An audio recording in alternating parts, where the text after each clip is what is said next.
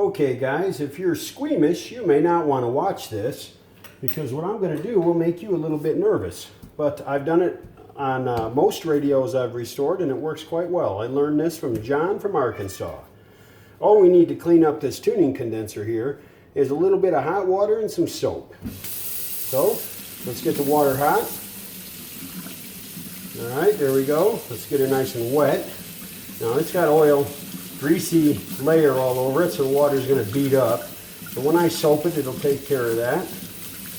And operate this a little bit and get those fins out there.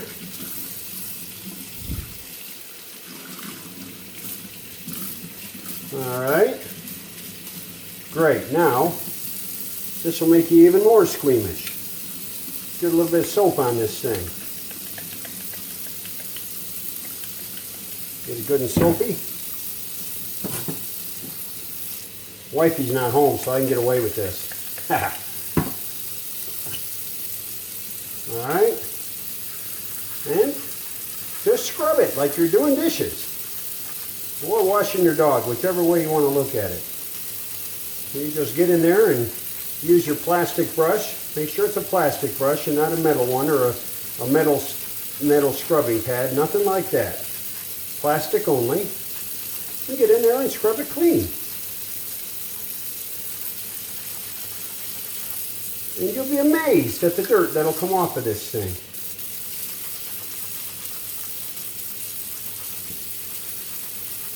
Now, if you're a smart guy, if you're a guy, you'll clean this thing when you're done because your wifey will get mad at you if you leave that in the sink all dirty. Now, if you're a really smart guy, you'll have one that you use just for radios, but I don't think I'm that smart.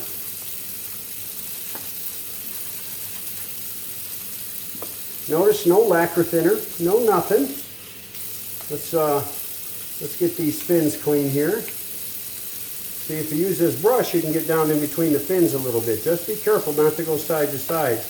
Only with the fins, sort of like with the grain when you're sanding wood. Alright? Be careful, don't damage these guys. You bend these and you're going to spend the next 2 weeks trying to straighten them, okay? Don't do it. Just be careful. For heaven's sakes, don't drop this thing. Alright? Get in here from this side with the fins open. See, that enables you to get down in there a little bit. This will clean it better than you expect.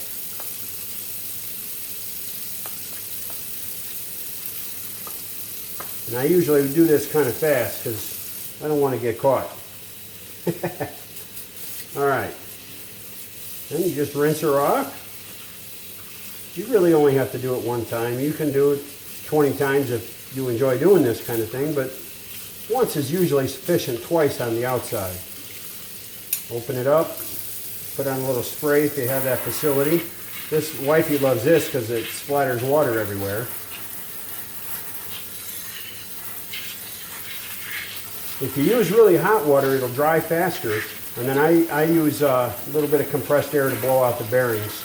But you don't have to do that. Just let it dry a long time. It'll be okay. Now remember, perfection is not the goal here. Better is the goal. Okay? Remember that the perfect is the enemy of the good. Now, even I'm not stupid enough to use one of wifey's nice white towels on this thing because there will be some residual. I'm going to use a paper towel, okay? You should do the same. Don't tick off wifey. If she's like my wifey, she spoils you more than you deserve, and you don't want to lose that. So don't tick her off.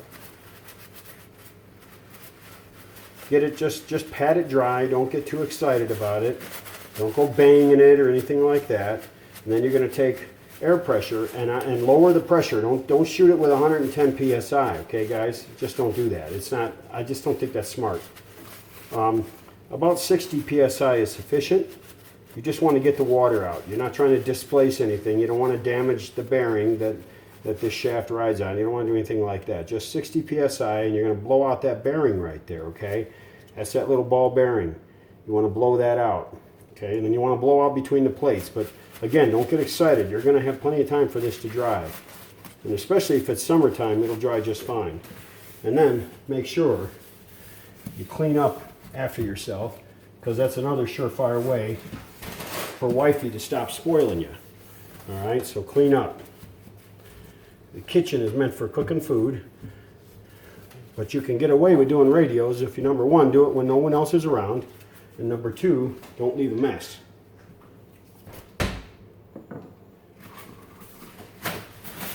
Wifey hates that sprayer because it's a poor design and it sprays all over the stinking place. See? I don't like this faucet much because you just barely bump that thing and it turns it on. It's a dumb design. What was wrong with the knobs? Simple old-fashioned knobs.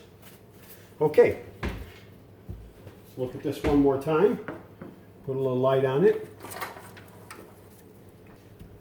All right, guys, there it is. Okay, it's a lot cleaner than it was. It isn't perfect. You know, I could do something with this up here, I suppose, but you know, you can go too far. If I go sanding that, little metal particles are going to get down in these plates, and that's not too good. So I'm just going to leave that alone. All right, but I am going to take it out in the shop, and I'm going to blow out that bearing, like I said, and get it from both sides. And I'll make sure all this stuff is dry, and then I'll meet you back down in the shop, okay? All right. I'm going to start cleaning up this chassis. I want to see if I can get some paint on these guys today. And so I need to get this chassis cleaned up a bit. First thing, it all looks like rust, but I'm telling you it's not. There's quite a bit of oil and stuff on this. And so we're going to try and get some of that off. And this lacquer thinner dries kind of fast. I may have to go replenish my bottle.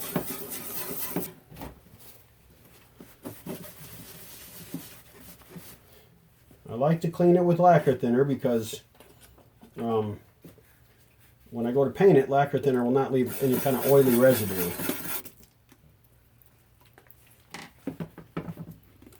This will take enough of the rust off that I won't need to do any more sanding. And it's just a stainless steel wire brush is all. Clean the tube socket a little bit. Lacquer thinner will not hurt the phenolic.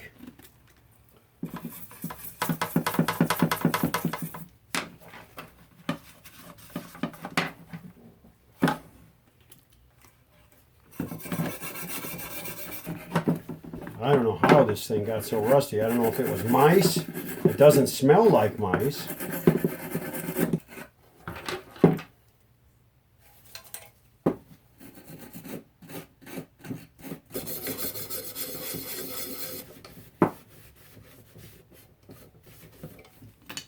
These I'm going to have to dress up a little. They just look awful.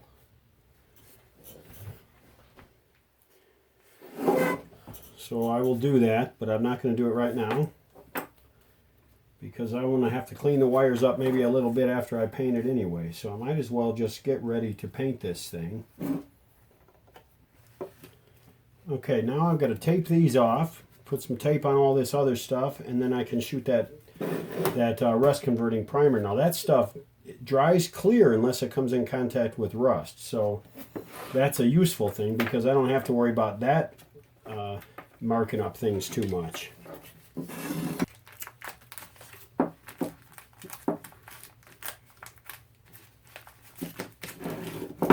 This wire I'll just put in here. Out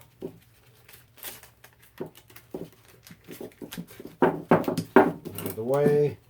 Same with this.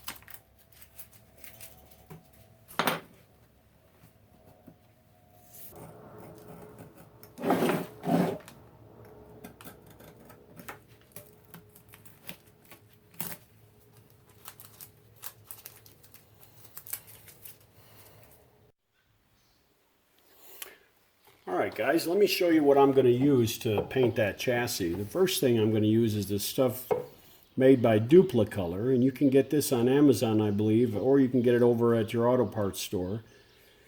My wife picked this up for me at O'Reilly's. Comes in an aerosol can, and basically what it does is it chemically converts rust into something that will not grow anymore, will not spread.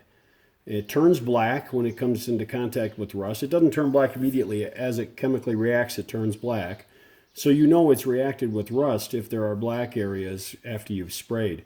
Otherwise, it dries clear.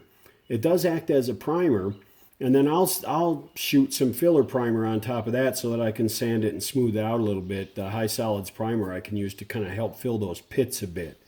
This is good stuff. Usually a couple wet coats will do it.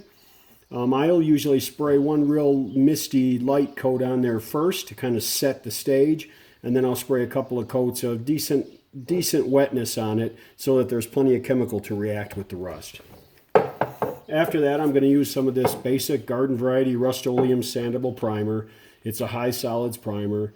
I bought the white because they didn't have any gray when I went to the store, and white, I'm spraying it afterward with a stainless steel pigment paint, so that will lay on top of this white better than it would on the black or the red primer. Alright guys, I'm going to spray this Rust Fix primer on here. I got the camera kind of far away from the thing, and it's upwind of it too, because I don't need any of this stuff getting on the camera. Shake it for 1 minute. Okay, so I think I did that, but let's just be sure. Now, this surface here that pivot rides on, I'll clean that with lacquer thinner when I'm done. I should have taped it, but I forgot, so I'll just have to clean it off. It's not a big deal. And this stuff won't hurt my concrete. It'll wear off. It's like I said, it dries clear. So a little misting on there. I'm in the sun, and it's about 70 degrees, and the sun is warming the project a little more too. So you don't want to do this in the cold. Chemical reactions take place more effectively in warmer temperatures. Now this won't look like much now. Like I said, it does dries clear. Alright, and it doesn't take very long to dry, so I misted it. And I'm going to go back over it here in a minute with a couple of good wet coats, and then I'll let it sit in the sun for a couple hours. We'll spray a little more on there. It's supposed to be about 2 or 3 minutes between coats, so that's about right. Looks like I'm getting a delivery here.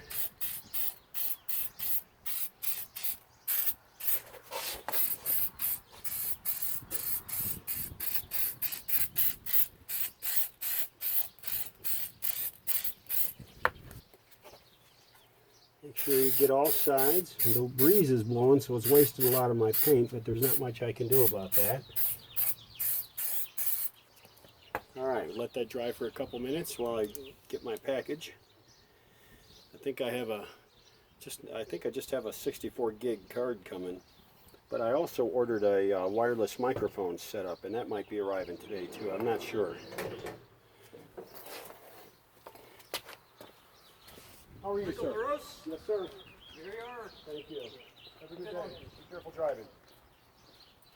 And you can see the rust areas turning dark from the chemical reaction with this stuff, and you'll see areas that you didn't know had any rust at all, and it'll begin to turn dark. And some of the lighter areas of rust, it turns a little purplish too. It's kind of strange the way the chemical reaction takes place. But when it's completely dry, all those areas will be pretty dark, black or close to it. And that's okay, because I'm going to spray over it with the primer, and then I'll spray over it with the stainless steel coating, and it'll look pretty good. It'll look pretty smooth. This will look like a different radio.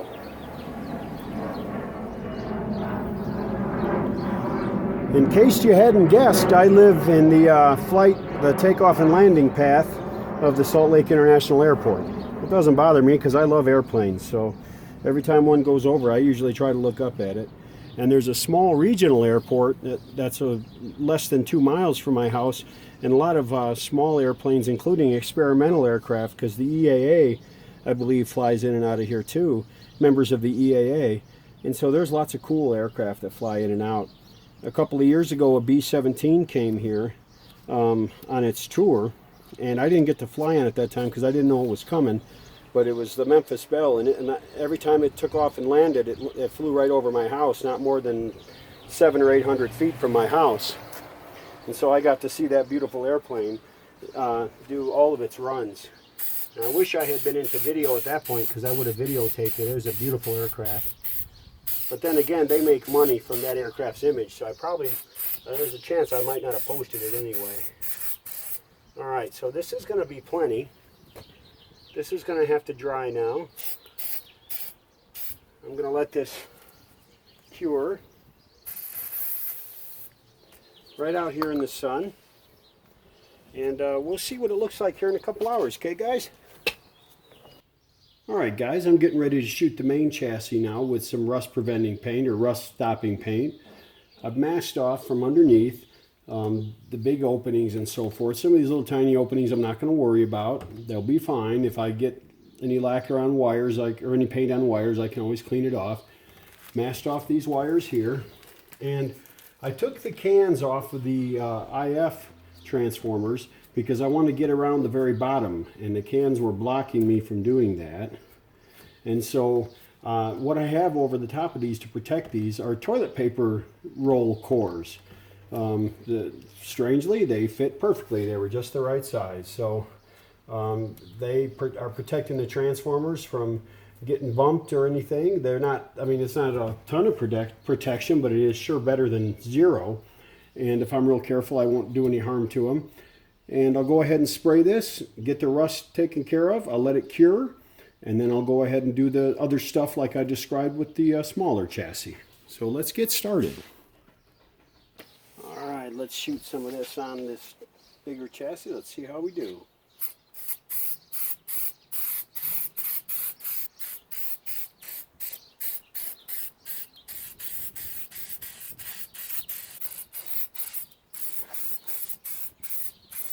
Because of the breeze, I have to get pretty darn close to it as I spray. It's not usually how I do it.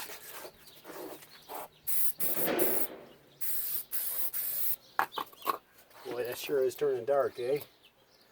Alright, let's let that sit for a minute. And here you can take a look at the small chassis. You can see that it's a lot of dark areas. I told you there are areas you don't even know had rust going on, and that stuff will darken in those areas, and that's where rust would have spread. It had started, but it would have spread. So you could see the pitted area, but you couldn't see the oxide layer that was happening on a lot of the other metal. Boy, this chassis was sure in trouble, and we're going to fix her up.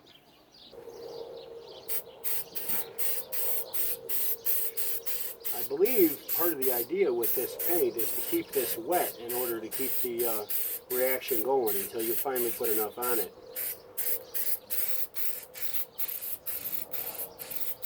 Because it said to wait just a couple minutes.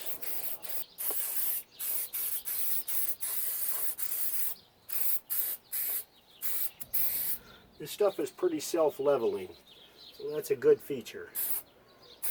It doesn't run a lot. It gets sticky pretty quick, so it doesn't run, but it does level nicely. I think I'll do one more coat in about 2 minutes, and then I'll call it good. It's already turning that purple haze all over all of it. This is great. This is really going to protect this chassis. I have used this stuff for years in automotive stuff, so I know it works. And I used to buy it in the bulk form, you know, in half-gallon or quart sizes, and I'd spray it with my spray gun. And it worked really good. I've done a couple of trailers with it. I've done some quick and dirty work on some cars with it. And it's pretty good stuff. It does last a long time, and it stops the rust pretty well for a good long time. In fact, my minivan, the heater pipes have this stuff sprayed on it. And I did that when I first bought the van back in 2009. And those heater pipes have never rusted any further. I get under there every now and then and look at them, and they're fine. The sun is nice and hot, so it's accelerating that reaction. Let's get one more quick coat, and then we'll call it good.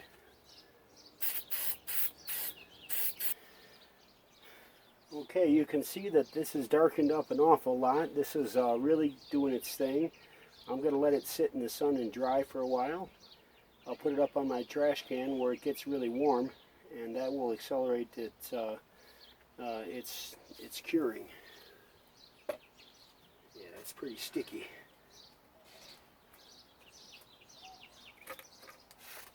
Okay.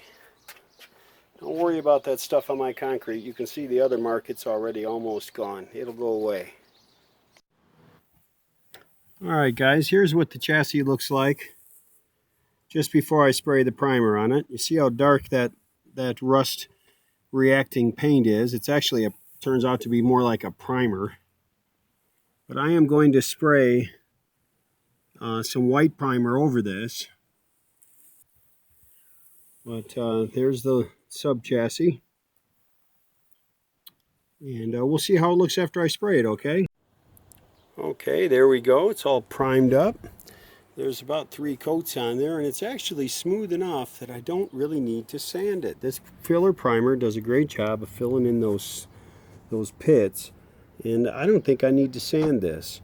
Certainly the paint that I'm going to use, the epoxy paint, is actually really good at filling in the pits too. So by the time I'm done, and this paint isn't a smooth glossy paint, it's got a little bit of a satiny finish to it, so I'm not terribly concerned that all the pits aren't going to be filled, because I think they will be, and they won't be noticeable even if they're not perfectly filled. So I'm pretty pleased with the way this is turning out. That filler primer did a better job than I expected it would, and I think we're doing okay. Here's a little bit. It's hard to see in this light. I get that. This light is pretty bad. It glares. But there's a shot of what that filler primer is going to look, or what that epoxy paint is going to look like. Here's some more of it. You kind of see it's got a texture to it. And a couple coats of that, and it'll fill in any spots that I might have without any problems at all. So I think we're going to do just fine with this. By the way, here's the paint. This stuff's not cheap.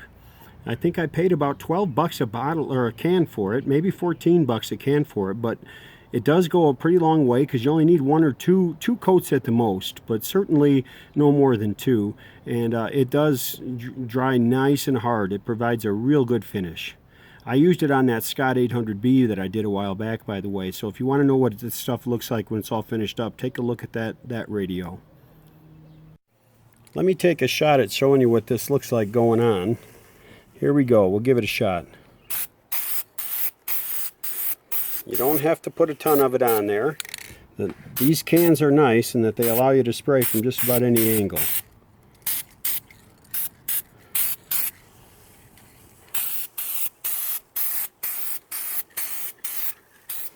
You can still see the pits when it's wet, but when it dries, it kind of hides those pits a bit. This is really hard to do one-handed, guys.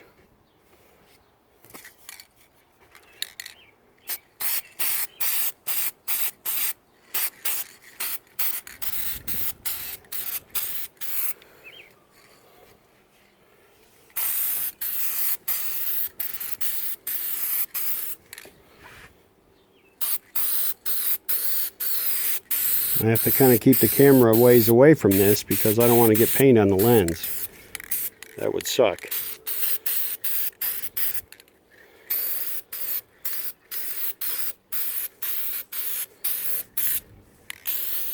This paint is very forgiving in terms of laying too much on there.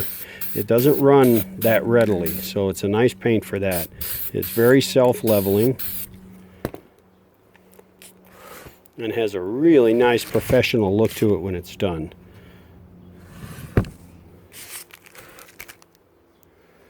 I can't grab those cans, as tempting as it is. And they're not really cans, they're paper towel rolls, and I can't grab them.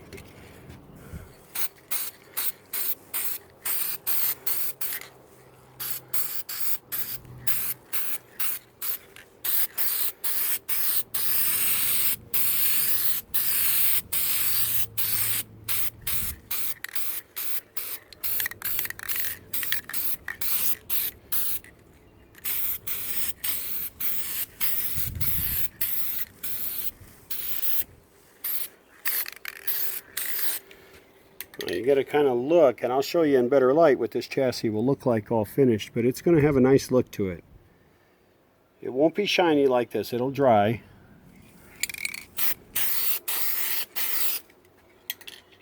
It'll dry to a nice sort of semi-gloss sheen.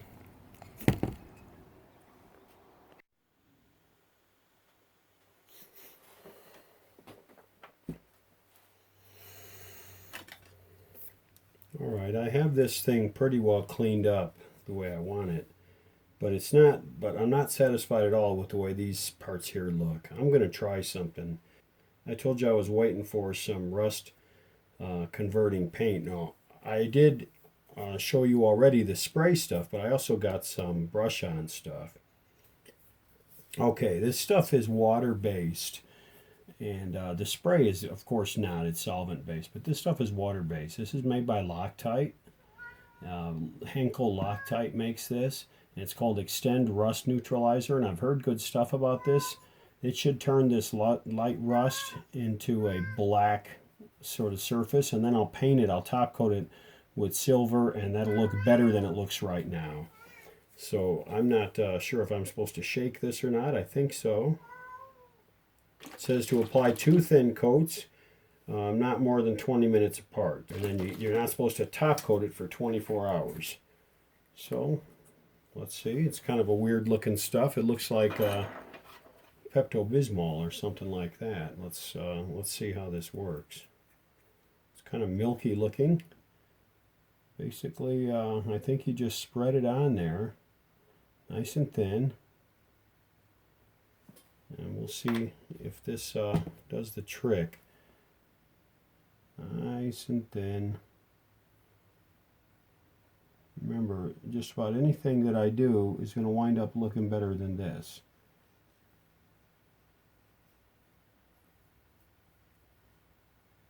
It's going to have brush marks no matter what I do, but again, right now it's got rust marks. It doesn't level that easily when you brush it on. But let's see what happens. It's supposed to dry clear. Now I've used other water-based paints, and they always go on milky like this, and then they do clear up. I've used water-based lacquer for refinishing wood, and I did not like it, but that's something that I noted about it, is it went on real milky, kind of blue milky looking, and then it dried clear. Doesn't require much. It's real thin. It goes on, it goes along, a little bit goes a long way.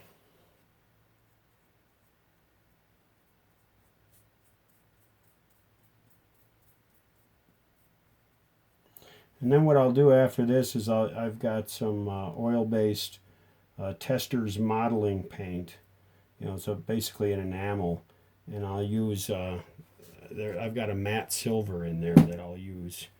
That'll make this look decent.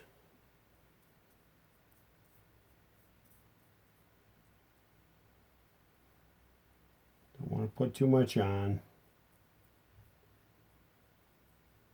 And I'm being real picky about where I'm using this stuff because I don't know how it's going to turn out, so I don't want to do any large areas just yet until I know how well this stuff works. I'm real happy with the oil-based or the solvent-based spray-on. But in general, I tend not to like water-based coatings. They have weird behaviors. I don't like working with them. I'm sure that's just because I grew up with solvent-based and I'm old-fashioned. But what this will do, if it works the way it's supposed to, the way they say it will prevent this rust from getting worse.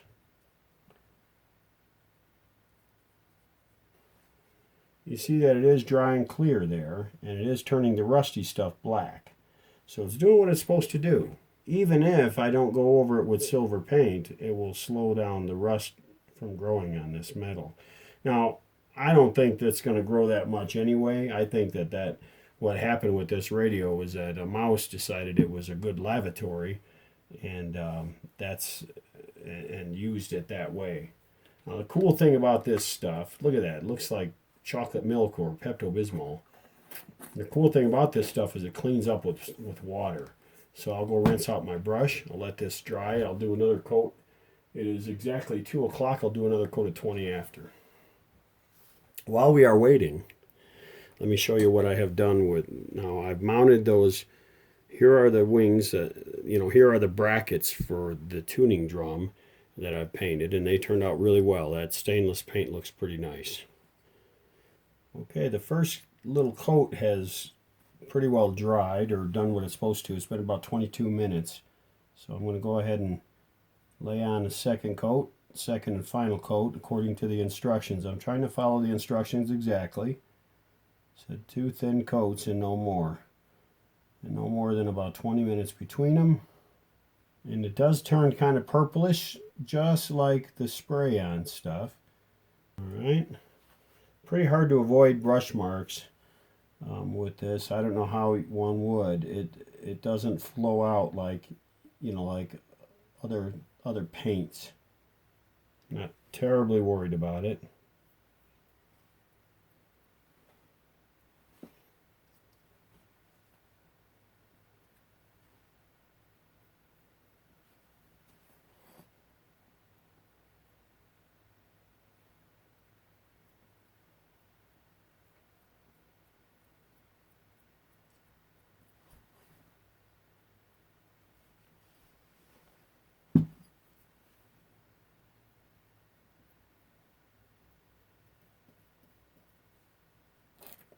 It's pretty easy to get it to go where you want it to go.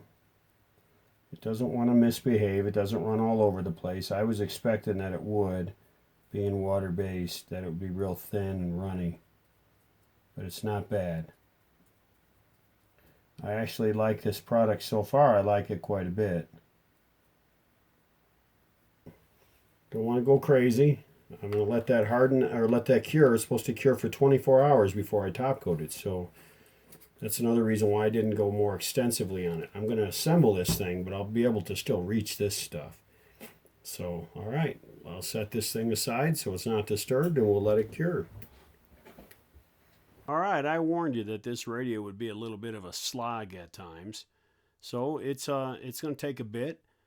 Tune in next time because we're going to put together that tuner chassis. So we spent a lot of time taking it apart. We're probably going to have to spend a little bit of time putting it back together. I want to make sure I document all that because it's not a simple chassis.